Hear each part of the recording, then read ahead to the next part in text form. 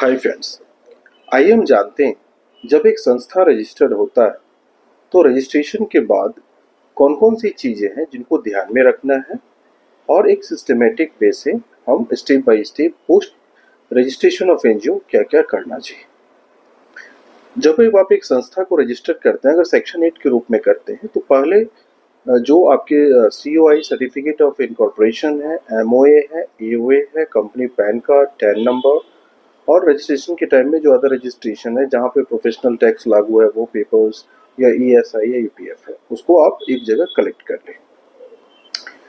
इसके बाद अगर ये ट्रस्ट या सोसाइटी है तो बाईलॉज है सोसाइटी के केस में और सर्टिफिकेट है, उसके पैन कार्ड है। इसके अलावा ट्रस्ट डीड है तो ट्रस्ट डीड है, ट्रस्ट के पैन कार्ड है, उसके टैन नंबर। इसके अलावा जो ट्रस्ट का, इसके बाद हमें एनजीओ दर्पण का अप्लाई करना चाहिए। और अगर सेक्शन 8 है तो आपको एनजीओ दर्पण के साथ साथ 30 डेज के अंदर ऑडिटर अपॉइंटमेंट है उसको करना चाहिए। जब एक रजिस्ट्रेशन हो जाती है, इसके बाद जब एनजीओ दर्पण करते हैं इसके बाद हमें बैंक अकाउंट किसी भी बैंक में ओपन करना चाहिए।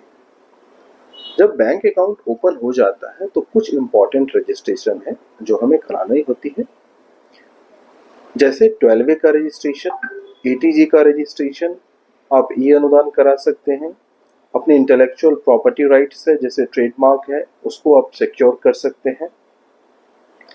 तो ये बेसिक चीज़ें हैं। आप अपने संस्था का उद्यम रजिस्ट्रेशन करा सकते हैं। अगर आपके सेक्शन 8 कंपनी है एनजीओ के रूप में तो आपको उसका स्टार्टअप इंडिया रिकॉग्निशन भी आप करवा सकते हैं जो हेल्पफुल रहेगा आपको। इसके बाद जो है आपको एक कंप्लायंस का चार्ट तैयार करना चाहिए कि सेक्शन 8 है तो उसमें इनकम टैक्स से रिलेटेड, ROC से रिलेटेड, ESI UPF से रिलेटेड अदर लॉज जो अप्लीकेबल है उससे क्या क्या कौन कौन से ड्यू डेट है, क्या क्या होना है, ट्रस्ट के केस में क्या है, सोसाइटी के केस में क्या है। जो ऑर्गेनाइजेशनल स्ट्रक्चर है उसको आपको तैयार करना चाहिए कि इस ऑर्गेनाइजेशनल स्ट्रक्चर में लेआउट कैसे रहेंगे, डिजिग्नेशन क्या रहेगा, किसको क्या अलॉट होगा। जो एम्प्लॉयमेंट है, HR सिस्टम है, अगर आपको बड़े लेवल पे वर्क करना है तो उसको भी आप एक सिस्टमेटिक HR सिस्टम सेट कीजिए ताकि एक प्रॉपर वे से एम्प्लॉय को आप हायर करें और उससे रिलेटेड टर्म्स एंड कंडीशन को सेट कर पाए। जो मोर इम्पोर्टेंट होता है कि एक्टिविटी से रिलेटेड और आपको एक स्ट्रेटजी बनाना है फंड जनरेशन के लिए, शॉर्ट टर्म के लिए, मीडियम टर्म के लिए एंड लॉन्ग टर्म के लिए। To get more information please subscribe our channel.